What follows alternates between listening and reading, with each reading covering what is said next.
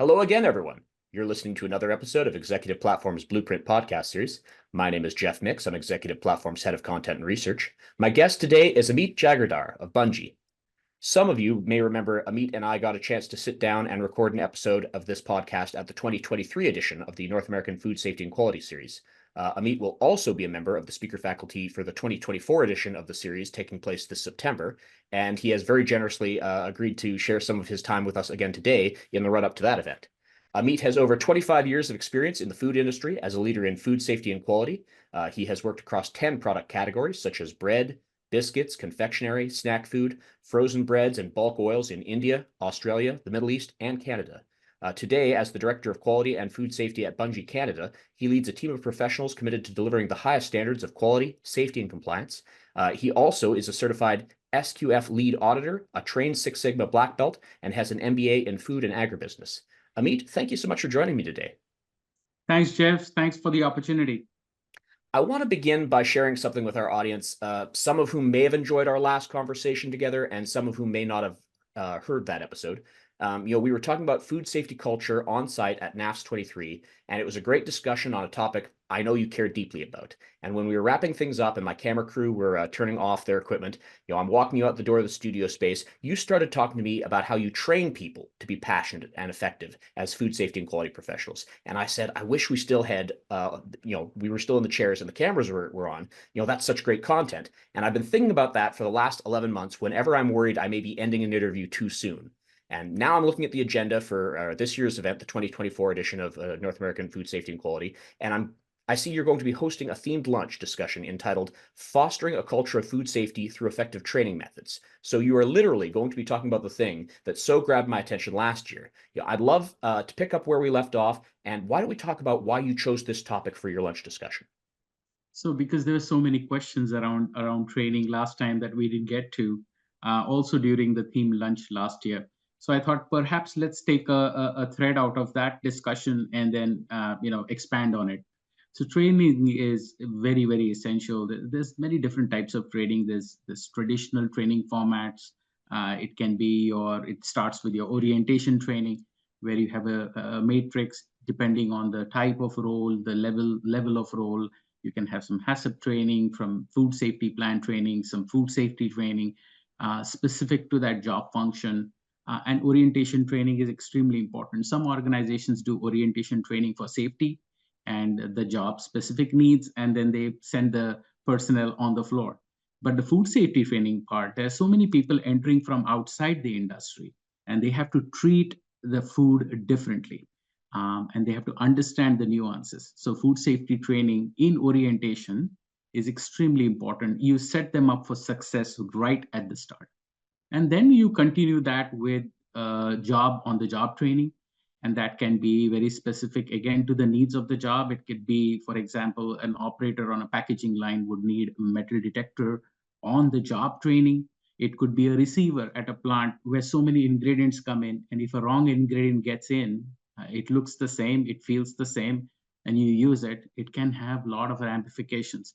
So there's job specific on the job training. And if you make them do it, they will retain it much better than a classroom. So there's different types of training in that format. Training can also continue during shift meetings. So in one of my experiences, we had a production manager at a company I worked in Mississauga, and he would start off the shift meeting 10 minutes, and everybody would assemble for 10 minutes. They would talk about what went well the previous day, what's ahead of them on the day. They would talk about any birthdays or any significant events. What essentially they did was to break that mindset of when they came from home to leave their worries off home at the door, get together for 10 minutes, and then walk out together in unison. So that itself was changing of mindset, which is again training in a different format. You could take the same concept to a monthly concept and do a shift meeting in different formats. You do positive reinforcement. You talk about customer. You talk about internal, external opportunities that can come. So these are some sorts of traditional formats where you could continuously train, because if you do this continuously, you're basically building a culture of food safety and quality. Absolutely. And yeah, I want to talk a little bit more about training specifically because I know that is one of the major focuses of your lunch, and it's also the piece of content we didn't do enough of in our last conversation. What are some of the best practices that you're going to want to share with the group? And also, I can appreciate training as one of those things that evolves over time. You don't want to be stale. You don't want to be repetitive. In your career, how have you seen training methods sort of grow with the times and keep people engaged? Oh, great question. So, some of the trainings that have changed over time, and actually we've used it more over the last 3, 4 years at Bunge, is alchemy. We've created bite-sized 10 to 15-minute courses. We've created over 30 courses. Over 1,000 employees have already benefited from them. These are not canned courses. Alchemy already has canned courses, which are great, but these are very, very product specific, very industry specific, very Bunge specific courses addressing some of the audit gaps or addressing some of the pain points. Wherever we want to get better, we want to have those 10, 15 minute bite sized courses that are extremely convenient. So, for example, you had a changeover, or you had a shutdown, or you had an equipment breakdown.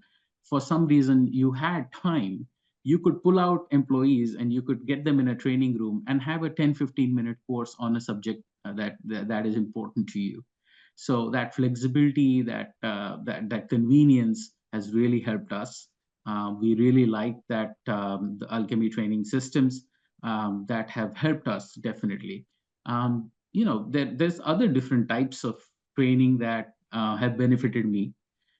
Job rotation. So I joined a company where, in the first year, there were a lot of people who, went on mat leave, which created an opportunity for us to create our second level of leadership, upskill them, give them those opportunities for that period of time before the original employee came back. So job rotation is another way that has benefited me for sure. Job enhancement. I've always believed in, you do your regular job, but if you get an exciting project to do that you can showcase, that's always, it adds value to the organization, but also engages the employee a lot. That's another way of training, is them experiencing a project that they're passionate about that is beneficial to the company, and for them to present it. So we called it each one teach one. So each one takes a project and actually teaches everybody in the team. And so they have, it has worked wonders for me, this each one teach one in the past. um, Cross audits. Last year we did a lot of cross audits. We took almost 90% of my QA managers got to visit and audit another plant that they had never seen before, and that not only got us a lot of quality time together so that we could calibrate on the expectations, what do we want to do, what do we not want to do, as well as lots of best practice sharing. We built a community where everybody feels safe in asking a question. So you're not alone, and you build a community. And all of these things together work towards building a culture of food safety and quality. And then there's always fun stuff that we talked about actually last year. I spoke to you about creating fun elements in the training. So I've seen in some companies I work for where they've used fluorescent blue light to show people about hand washing. We've had our micro experts do swabbing on the floor in a meeting room to show them exactly what is a good swabbing technique. Or we have done actually in the COVID years when we couldn't see each other, couldn't meet each other. We did a regulatory skit. So we did a skit. I wrote a script on when a regulator visits your plant, what do you do and what do you not do? And we had the our topmost leader in the organization who graciously accepted to be a goofball in the skit and walked in and asked, there's a rat in the warehouse. What do you do? And there's a roof leaking. What do you want me to do? And so we added fun elements to this regulatory skit. And we recorded it. We made it into an alchemy training course, which we expect all the plant leaders to partake in and to go through so that they are prepared. So those are some of the traits, best practices that have helped me. The all these are, if you do them in just standalone, they don't really work. All of these, little by little, in parallel, sustainably, regularly over a period of time, you do them. It all works towards building your culture of food safety and quality. One of the common threads that I'm hearing in all of the examples that you did, it's about people engaging with people and sharing what they're good at and actually paying attention to what other people are doing, and even the idea of like go to another site where they're doing the same role as you, and when you come back, it's, well, I learned over here this thing that I can sort of cross-pollinate the good ideas. That idea of sharing, I think, is just, it's all through the food safety and quality space, because there's no competitive advantage. Everyone wants to get better. Everyone wants their food to be safe. I wonder if we can talk about that element of food safety culture. Sure. So there are so many things going on in everybody's head. How do you get that space? How do you occupy that space? It's through regular connects, through regular positioning, changing that message, the delivery of the message. So all of that comes in handy. But having a regular cadence to these is extremely important. So in our metrics, we actually incent plants to have a food safety topic. Now we give them a lot of leeway in terms of what that food safety topic could be. In June, we celebrated World Food Safety Day. We gave them points for celebrating World Food Safety Day. So we incent plants to have a food safety topic at a regularly monthly cadence. And that could be out of a lot of content that we create. So we very, very intentionally work on this. It needs a lot of work and it needs intentional planning behind. One of the big things about food safety culture that I really appreciate is it is meant to involve everybody, not just the quality and operations departments who are hands-on with FSQ content all the time. How do you engage with R&D, sales, marketing, financing, and engineering teams to include them in the dedication and values that keep our food safe? So you mentioned a lot of different cross-functional departments. Some of those departments can be covered through an alchemy training course because there's a lot of content built that they could easily, conveniently, at their own pace, partake in. But then some of them are slightly more challenging. So how can you quantify an incident? How could you quantify a risk in dollar value? That's the important part, to get the other cross-functional departments like finance or senior leadership teams. So it's extremely important to quantify and present the risk, especially if it's a regulatory risk, to grab attention. Having very, very strong metrics, transparent metrics also helps, because leaders at the top who've got 10 other things to do need those kind of metrics or transparency of the metrics to see the red from the green. Also engaging them. So I've had instances where I've engaged the topmost leader in the organization for a monthly GMP walkabout. And the aha moments came during the walkabout, because when you put things on paper versus when you see it from your own eyes, you can see where the gaps are, and you get support that way. Last year, when we did the cross audit, the senior leadership team in operations participated in the cross audits. In fact, they were there part of the pilot audit, so we got a lot of great feedback on how we could change the audit, and we adapted with their feedback. So those are the ways you engage, and that engagement has to be, again, sustainable over time, all the time.